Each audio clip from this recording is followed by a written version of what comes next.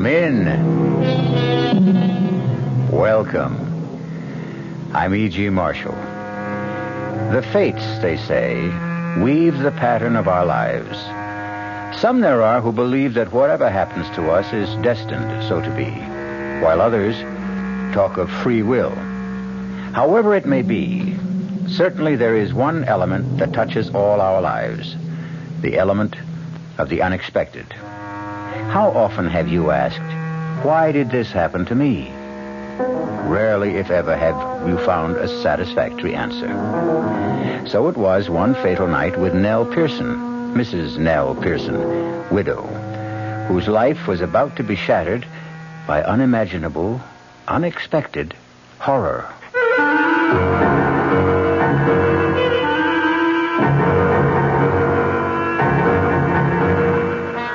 Our mystery drama, The Lodger, was written especially for the Mystery Theater by George Lothar and stars Kim Hunter. It is sponsored in part by Buick Motor Division and Anheuser-Busch Incorporated, brewers of Budweiser. I'll be back shortly with Act One. You've been hearing some pretty lavish claims recently about miles per gallon. We'd like you to consider something equally important, and that's range. Range is the miles per gallon multiplied by the number of gallons your car's tank holds.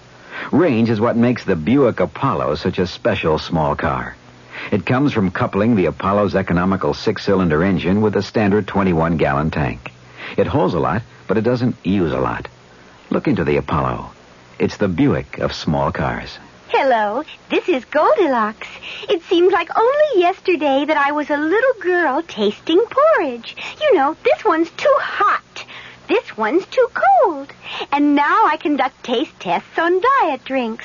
And there's one I must tell you about. Sugar-free diet 7-Up. It has a fresh, natural, delicious taste. It drives my taste-o-meter crazy.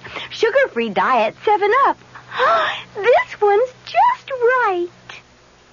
Dreaming about becoming richer? Why not wake up richer every day? At Suburban Savings in North Jersey, getting richer is an everyday reality, because Suburban has put into effect higher effective returns. Suburban's limited issue 7.50% savings certificate has an annual effective yield of 7.90%. And Suburban guarantees it from 4 to 10 years with a minimum investment of $2,500. You'll sleep a lot more soundly knowing your savings are earning more money at Suburban Savings. So sleep on Suburban's higher effective return tonight and come into any of Suburban's convenient offices tomorrow in Bayonne, Edgewater, Elmwood Park, Emerson, Hackettstown, Morris Plains, Nutley, Paramus, and Sparta. Early withdrawal prior to maturity is, according to regulations, subject to a substantial penalty.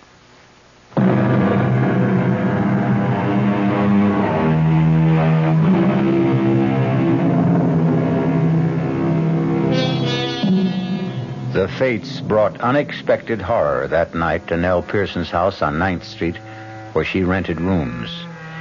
Yet one wonders, was it altogether unexpected?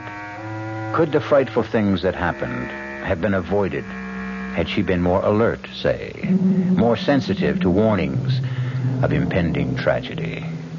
No matter now. What matters is that earlier that day, in the afternoon, she had no idea that death, in its most grisly form, was shortly to enter her house. Oh, my goodness, Mrs. Pearson. Oh, my goodness. What is it, Miss May? The headlines, look. Ripper strikes again. Oh, good heavens, that's awful, perfectly awful. Read it, Mrs. Pearson, read it. I am. No, out loud. I mean, I want to hear. But you just finished reading. Well, all right. The Ripper claimed another victim last night. Thursday night.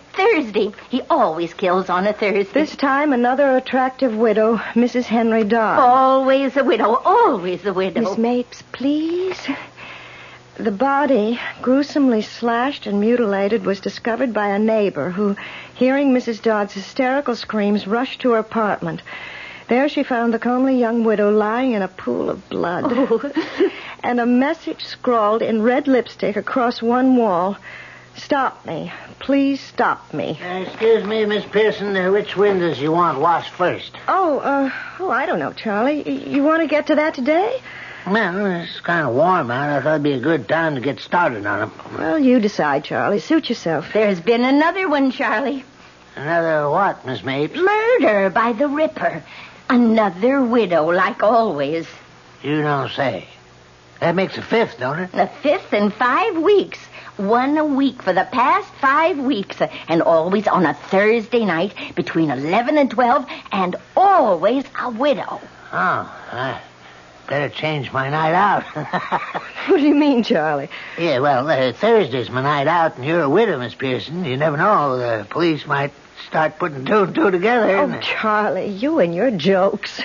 I don't think that one's particularly funny. I'm sorry, Miss Pearson. I was just funning, that's all. Well, take your fun out on those windows. All right, getting right to it, Miss Pearson. Getting right to it. Maybe he wasn't joking, Charlie.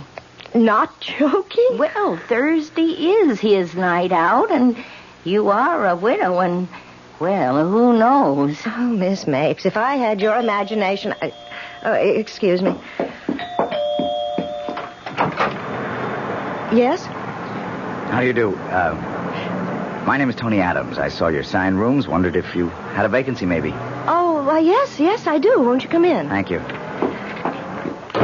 I have a room on the second floor front. It's very spacious, light, and airy, too. Fine, I'll take it. You haven't even seen it. I've seen you. I don't go with the room, Mr. Adams. Oh, sorry, I meant it as a compliment, not a proposition. I'll show you the room. This way. May I ask your name? Pearson. Mrs. Eleanor Pearson. Nell. You've been in town long, Mr. Adams? Oh, no, a few weeks. I've been staying at a hotel, but, well, I never did like hotel living. Oh, what do you do? Reporter. I'm a reporter on the City Sentinel. Oh, that must be interesting. My husband always said newspaper work must be fascinating. What did he do? The room's this way. Why, he was a riveter. Putting in beams on new skyscrapers. Dangerous work. You've been a widow very long? Oh, it's close to 3 years now that... How do you know I'm a widow? Don't look so surprised. For one thing, you talk about your husband in the past tense, and for another, you're not wearing a wedding ring, and, well, rooming houses are run by widows more often than not. Oh, you're very observant. I'm a reporter, and that's my job. Yes, I suppose it is. Here's the room. Fine, just fine. You haven't seen it. You're not even looking at it. Why look at a room when I can look at you? Mr. Adams, let's get something straight. I've had more than one male boarder make a pass at me, and everyone found himself out on the street in short order, bag and baggage. Now, if you're after a room, fine. But if you're after something else... Ah, come on now, Nell. Mrs. Pearson, if you don't mind. Okay. I've got to get back to the paper. See you later. But you haven't even asked the price. It'll be okay, whatever it is. It's $80 a week, including breakfast and dinner. Whatever you say, Nell, whatever you say. Well, I never. Doesn't look at the room, doesn't care about the price, just drops his top coat on the bed and he's off. Well, I'd better hang his coat in the closet. It'll get all creased. Oh, no, what was that? Fell out of his pocket. Rolled under the bed. Would roll under the bed, of course. Make me get down on my knees and... Why, it's a lipstick. What in the world would he be doing with a lipstick?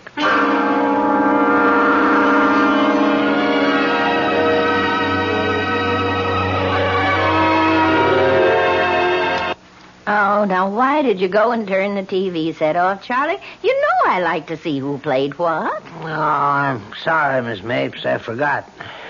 Pretty good movie, huh? Oh, it was all right. You like it, Miss Pearson? What? What'd you say, Charlie? Well, I just asked if you liked the movie. How could she? She didn't even see it. Of course I did. Well, you may have been looking at it for 2 hours, Mrs. Pearson, but you certainly weren't seeing it. You were thinking of something else. Well, I saw it, and I liked it. Oh, 10:30. Well, I'm off to bed. Oh, by the way, I finished the window washing today, Miss Pearson. Oh, good. I'm glad they only got to be washed twice a year. It's a big job. It took a whole week. Well, good night. Night. Good night, Charlie. Mrs. Pearson, now I'm not one to pry, but why don't you tell me what's bothering you? Bothering me? Now, you know something is been bothering you since that Mr. Adams arrived. Now, when was it now? This is Thursday, and he took the second floor front Friday it was. Mm-hmm. Now, I'll tell you something. You haven't been the same since. Oh, it's nothing, Miss Mapes. Nothing at all. Now, you don't fool me. Something's worrying you. I know it is. Oh, I might as well tell you. It's this. What? Well, it's a lipstick. Why should a lipstick upset you? Well, it was in his pocket the day he arrived. His topcoat pocket. It fell out when I picked the coat up. So? It's the same color, mandarin scarlet. The Ripper uses to scrawl those awful messages with. Oh, and you think... Oh, you don't think he's the Ripper? Oh, no. Of course not. Well, then why the worry? I don't know. It just bothers me a little, that's all. And now, if you're all that worried, you could... maybe you did check on him? Check on him? Well, find out if he really does work for the City Sentinel and like that. You could call the paper. Oh, I'm just being silly, that's all. Of course you are. Mountains out of molehills. Well, I'm off for bed. Oh, are you sleeping better since we exchanged rooms? You've no idea. The traffic isn't anywhere near so loud. But what about you? Oh, I don't mind it. I told you that months ago. I know, and I thank you. Stop worrying now, and... Oh, here's the lipstick. I certainly don't want it. Good night. Good night, my dear. Sleep well.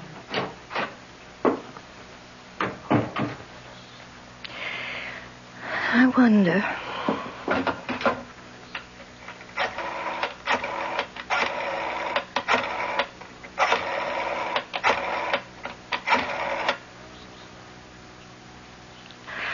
Hello?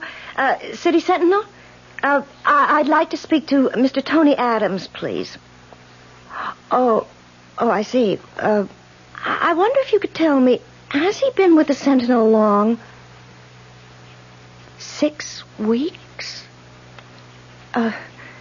Thank you very much. 6 weeks. It was just 6 weeks ago on a Thursday. Just 6 weeks ago today that the Ripper... Miss Mapes! Oh, my God! Charlie! Charlie, where are you? Oh, heaven help me, I'll have to go up myself. Miss Mapes! Miss Mapes! Oh, Charlie! Good Lord, Miss Pearson, was that Miss Mapes screaming? Yes. Don't hear nothing now. It came from a room. Oh, Charlie, I don't dare open the door. Yeah, well, I guess I'll have to then. Yeah. Oh, no. Blood. Blood all over. Hey, Miss Mapes, look. No, don't look. Oh, God. It's the work of the Ripper. My Lord, I've never seen no one slashed up so bloody. The mirror. Charlie, look at the mirror. Words scrawled in red. Lipstick. Mandarin scarlet lipstick. Stop me before I kill again. They must stop him. Let's get right down to the living room and phone the police. Yes, yes. The front door at this hour? I'll go. Oh, Mr. Adams. Hello, Charlie. Sorry I bothered you. Forgot my key. Hello, Nell. Oh, excuse me, Mrs. Pearson. I know. Why the stairs? Can't be the first roomer who forgot his key. Mr. Adams. Oh, my Lord, Mr. Adams. What is it? Upstairs. Upstairs what? Oh, never mind. I'll see for myself. The police. Let's call them, Miss Pearson. Miss Pearson. Charlie, did you... Miss Pearson, what is it? The look on his face when he saw me standing here. Did you see the look on his face? Well, yeah. I couldn't figure why we were staring at him. He couldn't figure out how I could be standing here. Huh? What? She's been killed by the Ripper. Miss Mapes killed by the Ripper, and he always kills widows. Hey. Yeah, come to think of it, that don't make no sense. It does if you remember that we changed rooms. Miss Pearson. Miss Pearson, are you saying that the Ripper mistook Miss Mapes for you? Oh, I'm the only widow in this house, Charlie. Come on, let's call the cops. Yeah, operator, the police. Give me the police.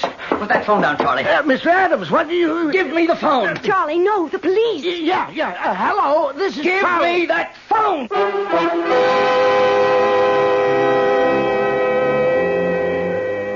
So, weaving their pattern of the unexpected, the fates bring together on this fearsome night an innocent spinster named Miss Mapes and the Ripper, who mistook her for Nell Pearson. I'll be back shortly with Act 2. When you feel like having a cold Budweiser, do you automatically reach for a glass? Well, sure, Bud's a great beer any way you drink it. But without a glass, you're really missing something. Now take that wonderful Budweiser head of foam, for instance. Those bubbles, tiny though they are, still amount to something pretty special at the top of your glass. Taste appeal and eye appeal. Two results of exclusive beechwood aging and natural carbonation. It takes a lot longer to brew Budweiser that way. But brewing beer right does make a difference that you can taste. That's why when you say Budweiser, you've really said it all. Anheuser-Busch, St. Louis.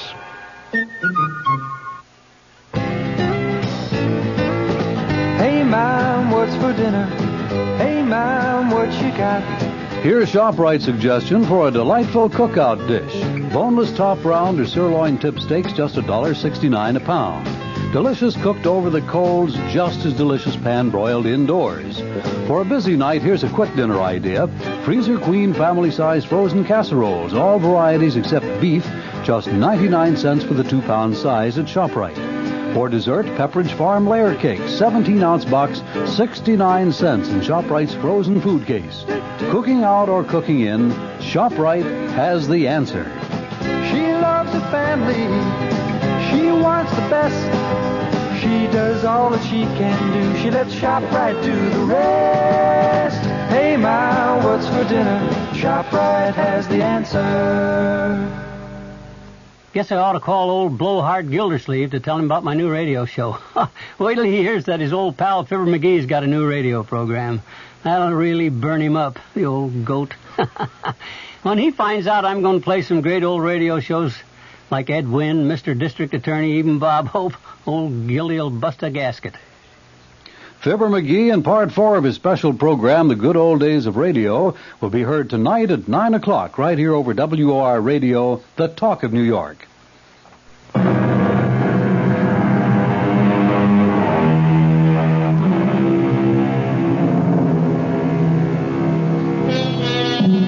Mrs. Nell Pearson feels that she's about to faint as she sees her new boarder, Tony Adams, grab the telephone away from Charlie, the handyman, break the connection with police headquarters, and then begin to dial another number furiously. Charlie stands as if turned to stone. Nell grabs the back of a chair for support as... Give me the city desk. Hank, Adams. The Ripper is struck again. Time, 11:15. Place, 129th Street. Rooming house owned by Mrs. Eleanor Pearson, widow. What? No, not her. One of her boarders. Miss Mapes. Well, he must have made a mistake. Hank, I know, but it isn't a widow this time. Now stop talking and take this, will you? In one of the ghastliest, bloodiest murders he's yet committed, the Ripper slashed his 6th victim.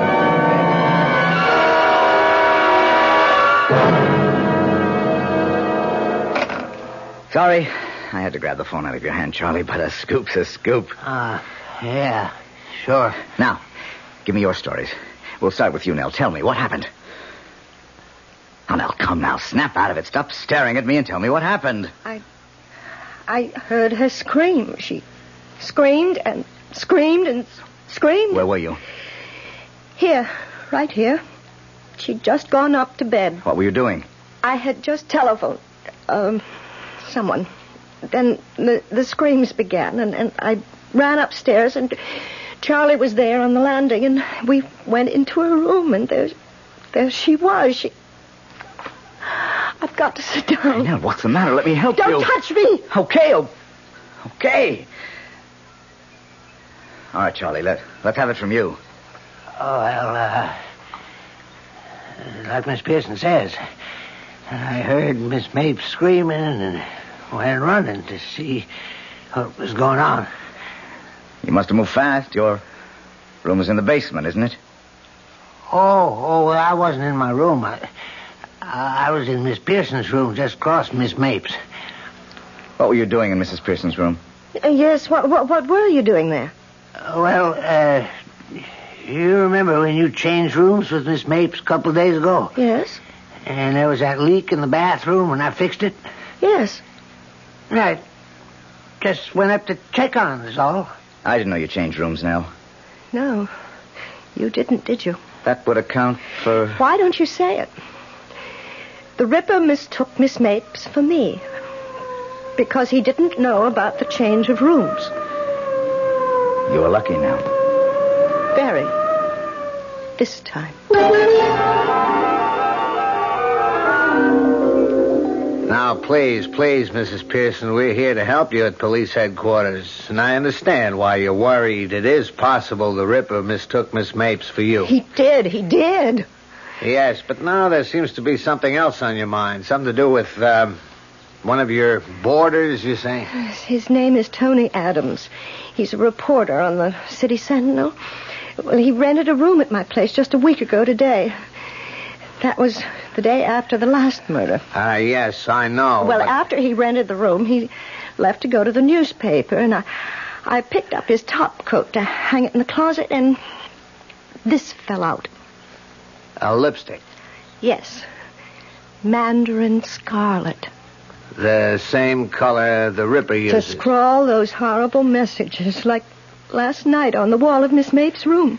Well, it seems to me you're letting your fears run away with you, building up a case in your mind. Well, what about last night? He just happened to come home minutes after the murder, he says. And you think... I think he was lying. I think he killed Miss Mapes, left by the fire escape at the end of the second-floor corridor, and then pretended he'd just arrived home. Claimed he'd forgotten his key, so he'd have a witness to prove an alibi if he needed one. Well, it's clever thinking, if that's so. He's a clever man. Believe me, he is. And I'm afraid of him, Lieutenant. Terribly afraid. Mm-hmm. Well, I'll tell you what. The managing editor of the Sentinel's a good friend of mine. Let me just give him a ring and check on this Tony Adams.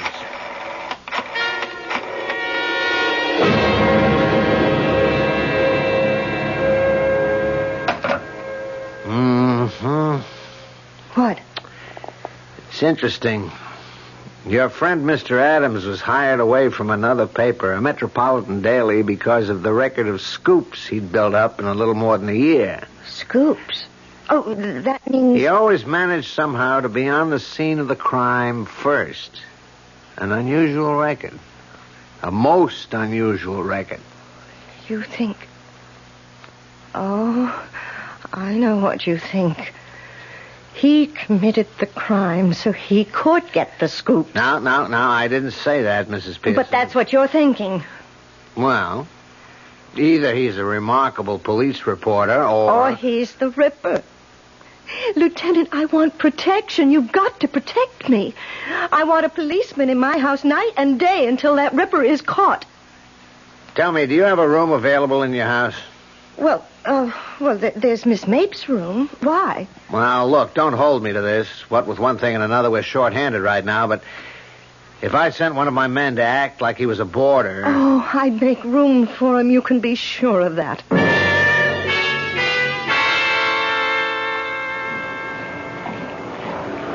Oh, Nell. Charlie said I'd find you down here in the laundry room. Oh, what is it, Mr. Adams? What do you want? One thing I want is for you to call me Tony. One thing I want for you is to stop calling me Nell. Oh, come on. What have you got against me? Look, Mr. Adams, I've got a lot of work to do. Well, not much sense asking you now. What is it? Why, well, I was going to ask if you'd like to go to the movies with me.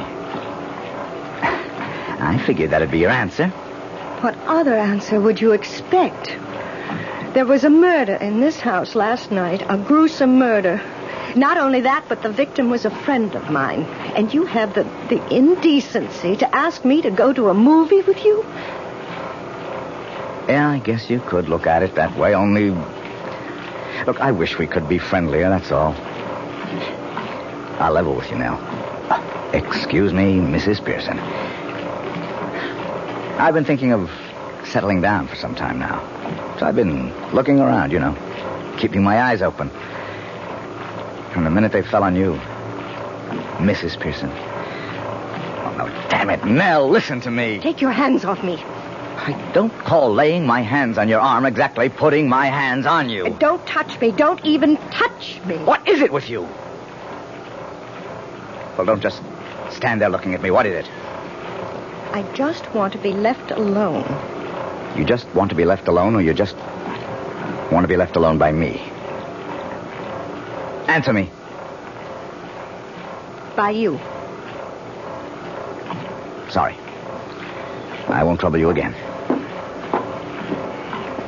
Good night. What are you doing there? Charlie. I come down to tell you there's somebody upstairs looking for a room. Man or woman? Man. Oh, well, if you'll excuse me, Mr. Adams. How long were you standing there, Charlie? Me? I just come down. Why? Nothing, Charlie. Nothing.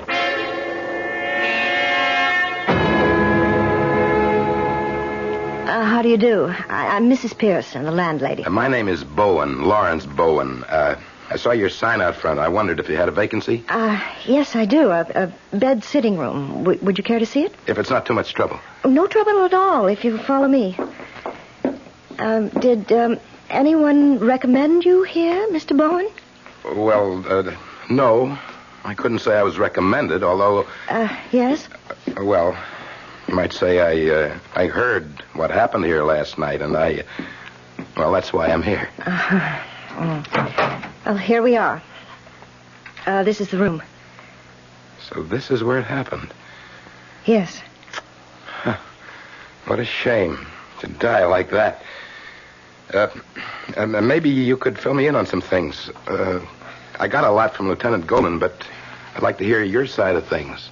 Well, it's like this, Mr. Bowen. Is Mr. all right? Or should I call you Sergeant or something like that? Oh, I better keep it Mister. Oh, I understand. Did Lieutenant Goldman tell you about my finding the lipstick? Yes. Where did you find it? Well, I didn't find it, actually. It fell out of Mr. Adams' pocket. And, of course, when I saw it was mandarin scarlet, my suspicions were aroused right then and there. Yeah, same shade of lipstick the Ripper uses to write his messages. You found the lipstick, and that aroused your suspicions. In other words, you think he could be the Ripper. I'm practically sure he is. Which is his room? Right there, that front room at the end of the corridor. I'd like to have a look at that. Is he out of the house? Oh, he may be. Though he was downstairs just a little while ago. I wouldn't want him to find me in his room. Maybe you could check and find out. Oh, of course, I'll do that. Now, be careful. Don't say or do anything to make him suspect. Oh, I won't. I won't. Oh, Charlie, where's Mr. Adams? In the sitting room. He said he's going to write some letters. Oh. Was something wrong, Miss Pearson? You act upset. No. I'm not upset. Not in the least. Thank you, Charlie. Oh, you've finished writing your letters. Huh? Yes. How did you know I was writing letters? I noticed you're holding some letters in your hand. I assumed you'd just written them. Naturally. naturally. And now I'm going out and naturally toast them.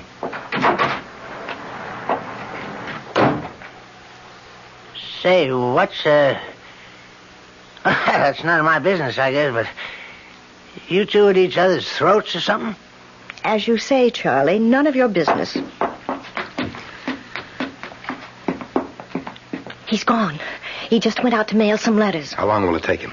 Well, the nearest box is 2 blocks away, at least 5 minutes. Have you got a key to his room?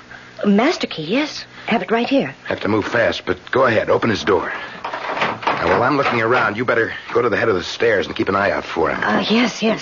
Let's see. Suitcase. It's open. Good. That does it. Mrs. Pearson. Come here a moment. Yes? Have a look inside his suitcase. What? Lipsticks. 3, 4, 6 of them. And all of them mandarin scarlet. Then I was right. You were more than right. You were smack on target. And look here, under these shirts. I got a knife. A long knife. Butcher's knife, Mrs. Pearson. The knife, I'm sure, that was used on all 6 victims. Oh, Lord be with us. What are you going to do?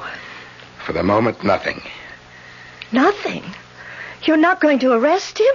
Well, we could arrest him. I don't think we'd be able to hold him. Evidence like this, it's purely circumstantial.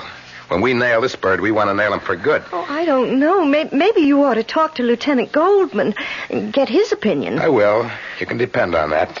And I'll do it, Mrs. Pearson, not you. Well, I don't understand. If Adams is planning to murder you, he's keeping tabs on you. So don't try to contact the lieutenant in any way. Leave all that to me. Oh, very well, I will.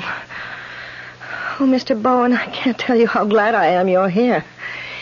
There's no question about it now. He is the Ripper. He is planning to kill me. Well, he won't. I'll see to that. And that's a promise.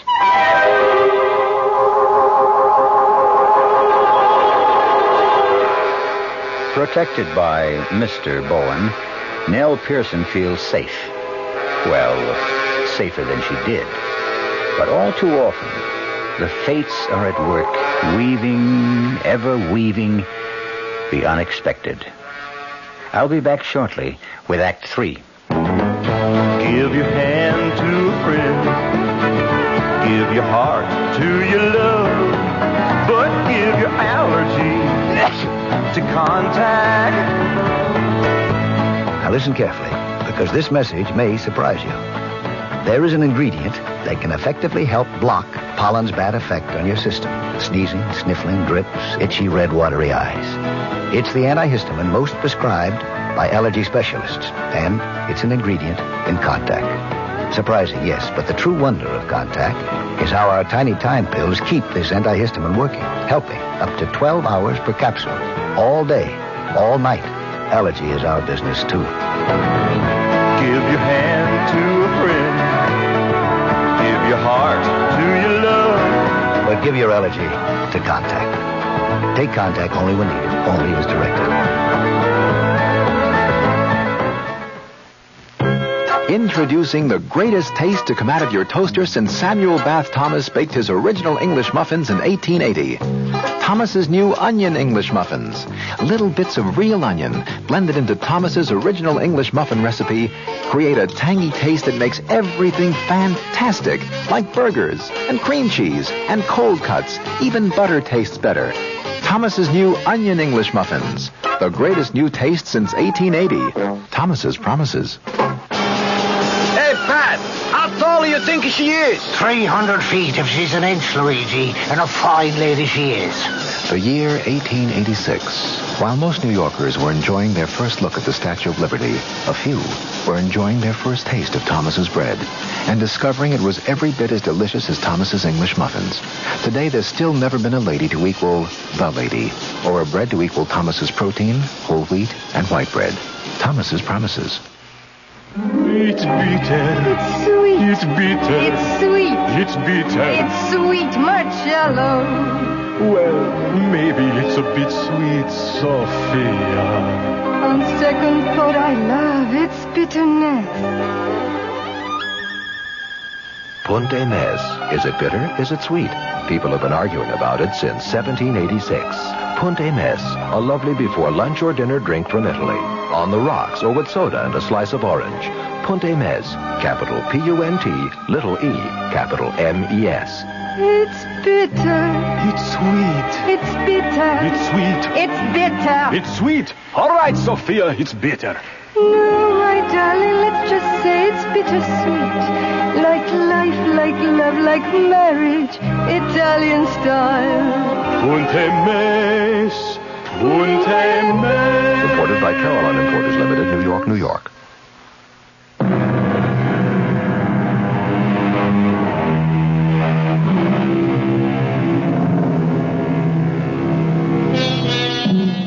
With Officer Bowen in the house to protect her, or perhaps I should say Mr. Bowen, Nell Pearson seemingly has nothing to fear.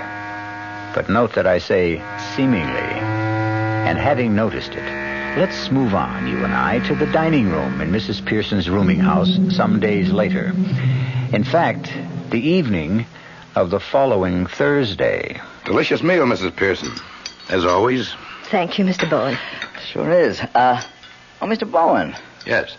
I hope you won't mind my asking. I haven't had the chance before, but do you mind telling me what you do for a living? A salesman. Insurance. Oh?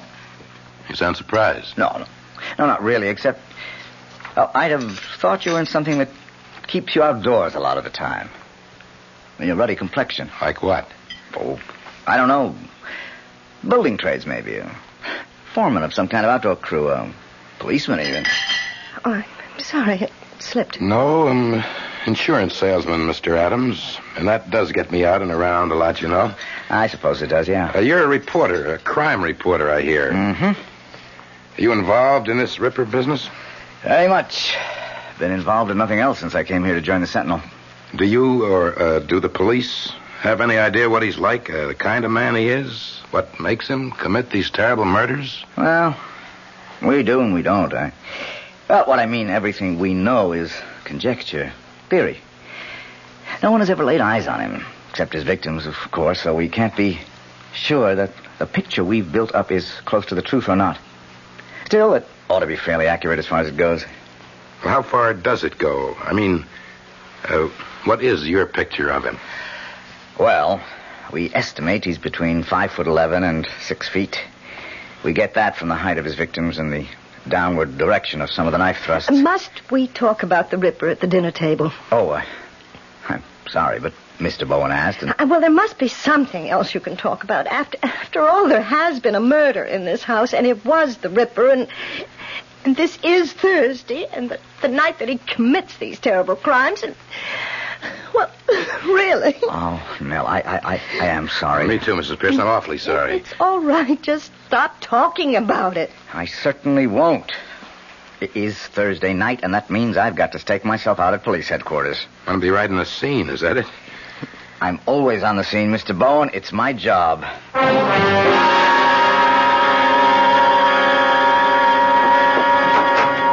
Well, here we are, Mr. Bowen. Come in.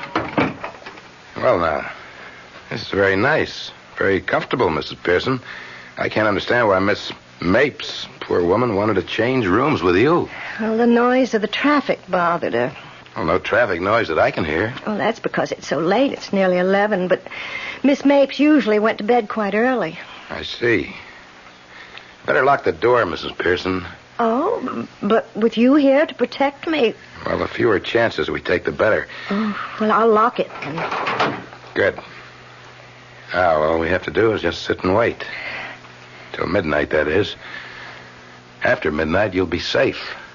At least till next Thursday. You mind if I turn on the TV? Oh, of course not. Why should I? Well, you'll want to read your newspaper you brought, won't you? No, not necessarily. I thought I might kill time while waiting, but... No, go ahead. Go ahead, turn it on. We can catch the 11 o'clock news when it... Oh, excuse me. Hello? Mrs. Pearson? Yes. This is Lieutenant Goldman, police headquarters. Oh, yes. I just wanted to let you know you have nothing to worry about tonight. Oh, I'm sure I don't. I feel perfectly safe. You'll feel even safer when Officer Randolph gets there. Did you hear me, Mrs. Pearson? Why, Why, no. What did you say? I've sent one of my men, Officer Randolph, over to your place. He ought to be with you in about 5 or 10 minutes. I'm very sorry I couldn't send anyone to stay with you through the week, but as I told you, we're short-handed. You understand? Mrs. Pearson? Yes, I understand. Good. Don't worry now. Goodbye. Friend? What? Friend calling to see if you're okay? Yes. Yes. Well, you are. All your worries will be over by midnight. Would you like something to drink? Oh, no. I'd like a cup of coffee myself. I'll just run down to the kitchen. No. I can't take a chance of letting you out of my sight, Mrs. Pearson. Not now. It's 11 o'clock. Time when the Ripper does his killing. Even though he doesn't want to. Doesn't want to? No, he doesn't want to kill. He has to. How do you know? Why else would he scrawl those messages? Please stop me. Don't let me kill again. Always with the same kind of lipstick, mandarin scarlet. And why a lipstick? One of these. Why one of these? You're... Yes? You're the Ripper? I'm sorry to say that I am, Mrs. Pearson. I wish I were. Look, you don't have to be. I do. I can't help myself. I just can't. Right now, this minute, I know what I'm going to do. And I don't want to do it. But I know I won't be able to help myself. They must catch me, Mrs. Pearson. They must catch me. They must stop me. They are going to catch you tonight. There's a police officer on his way here now. He'll be at the front door any minute.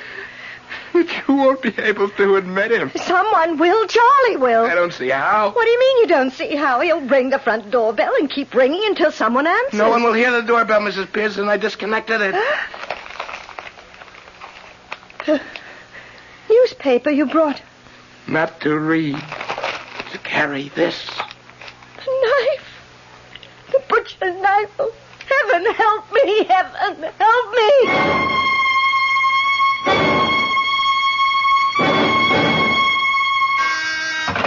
Goldman.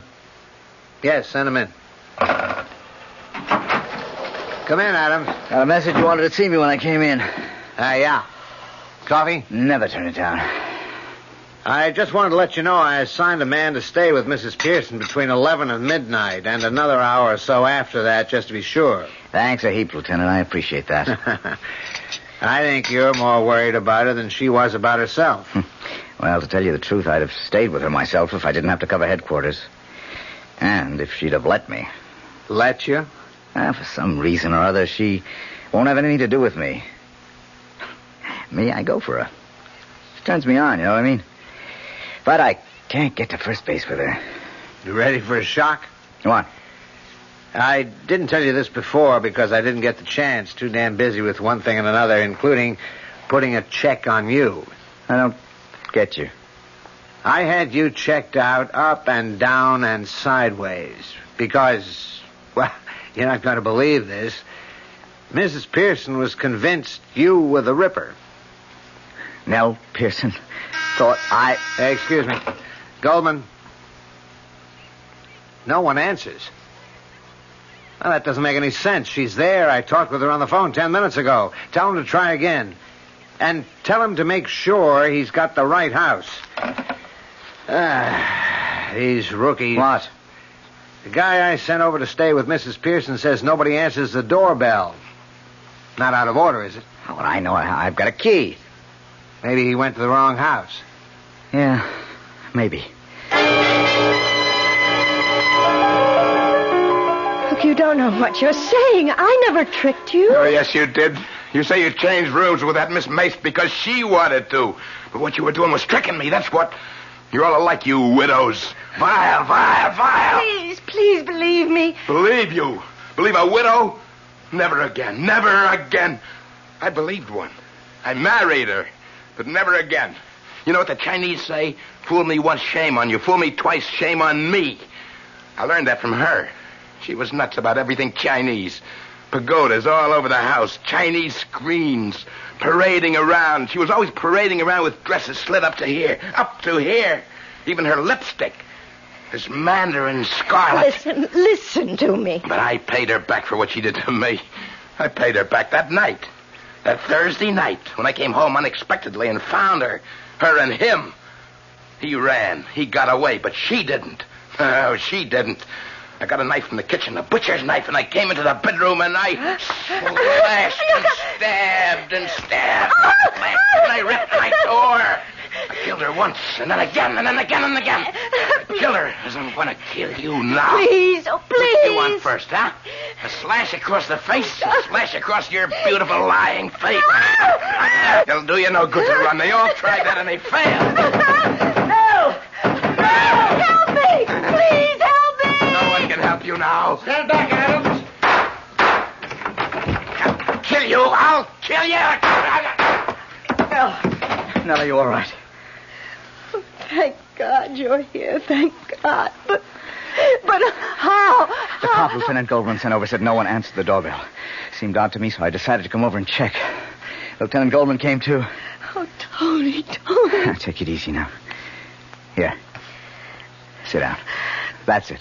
Oh, can you ever forgive me? I misjudged you so terribly, so terribly. That's for sure.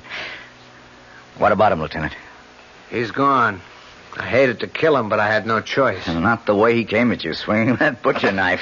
Hey, what are you doing? Calling the Sentinel. What else? I've got another scoop. If you don't mind. Hey, what? Operator, give me police headquarters. Oh, that's gratitude. I lead you to the Ripper, and you swindle me out of my scoop. You'll get your scoop. And the way Mrs. Pearson is looking at you, I'll say you get another. Hello, this is Goldman. Give me homicide. Well, I know. What? Chief. Tony? This is Lieutenant You Goldman. know I've been crazy about you since I laid eyes on you. Yeah. You do know that. Yes. No, he's dead. Yes, I guess I do. Had to kill him. Well, look, that movie I asked you to go to, they've held it over another week. Okay. Will you go with me some night? I'd love to. Anytime. Any night. But Thursday.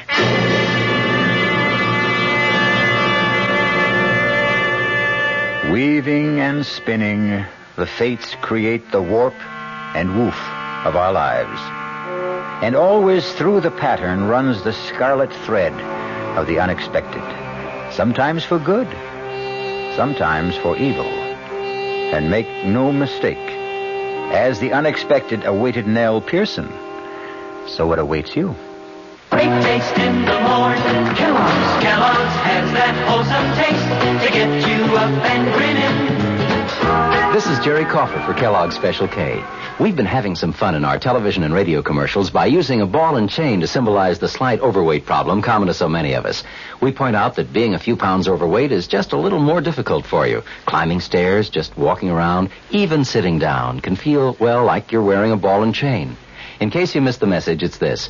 If you really want to get rid of that extra weight, you really have to work at it by exercising and with sensible meals like the Special K breakfast. A 1-ounce bowl of Special K, America's favorite high-protein cereal, 4 ounces of skim milk, tomato juice, and coffee. Less than 240 calories. Nutritious and, by the way, delicious. So why not begin each day with a Special K breakfast and then keep up the good work? Special K can't help you lose weight all by itself, but it really is a good start. Hi, Ms. Goldilocks here. Professionally taste-testing diet drinks can be very difficult, but I've just had to bear with it. Then I found sugar-free Diet 7-Up. It doesn't taste like other diet drinks. It's fresh, light, natural, delicious. Sugar-free Diet 7-Up tastes so good that I've taste-tested it hundreds of times, and each time I've given it my seal of approval. Yes, this one's just right. Buick introduces a new concept for you to consider in light of all the concern about miles per gallon. Range. Range is what you get when you multiply the mileage your car gets per gallon by the number of gallons your car's gas tank holds. Range is one of the things that help make Buick Apollo such a special small car. It comes from coupling the Apollo's economical 6-cylinder engine with a standard 21-gallon gas tank. It holds a lot, but it doesn't use a lot. Look into the Apollo. It's the Buick of small cars. America. We're big on that. New York, Denver, Minneapolis, St. Paul, Dallas, Fort Worth. Ozarks 2/3 transcontinental, serving more than 60 cities, all very important to us, and to the millions of people we serve each year. America. We're big on that at Ozark Airlines. Now go Ozark's evening jet at 6:45 to Washington with through service to Champaign, Urbana, and Peoria.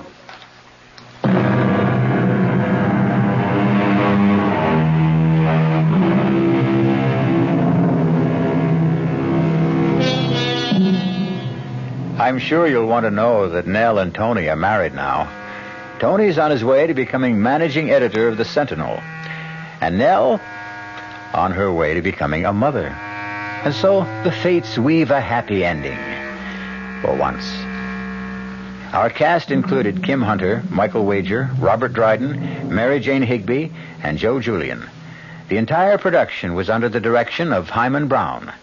Radio Mystery Theater was sponsored in part by the Kellogg Company, makers of Kellogg's Special K cereal, new sugar-free diet 7-Up, and Contact, the 12-hour allergy capsule.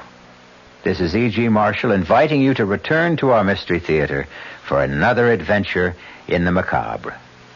Until next time, pleasant dreams.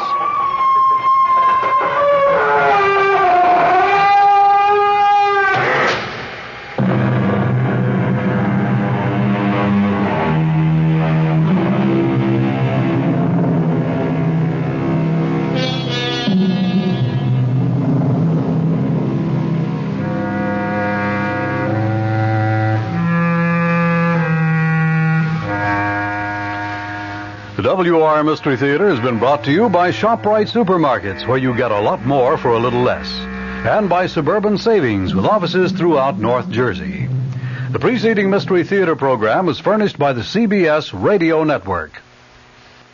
At this moment in time, Jason, I'm a very friendly ghost with warm feelings toward you. Because you're going to do me a favor, Jason. You are going to kill my wife. Did you hear me, Jason? I said you were going to kill Claire. I heard you, and I say you're a murderer. I'm not a murderer. You will kill her, Jason, because this is just a sample of what can happen to you when my feelings become unfriendly. And that's our Mystery Theater program for tomorrow night. Be sure to tune in. Boy, if the old-timer, Horatio K. Boomer, and Wally Wimple could see me now. Fibber McGee, back on the radio right here from 79 Wistful Vista, with a brand-new program where I'm going to bring back the great old radio shows from way back. Shows like Mr. Keene, Lum and Abner. Well, I guess I ought to get this place straightened up a bit, though. Where's that vacuum? Oh, I left it in the hall closet. Look.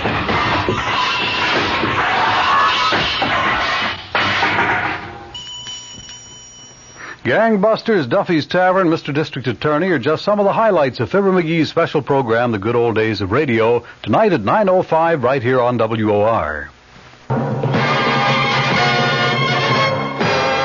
I'm Fulton Lewis in the Mutual Broadcasting System studios in Washington, D.C. Now, my commentary.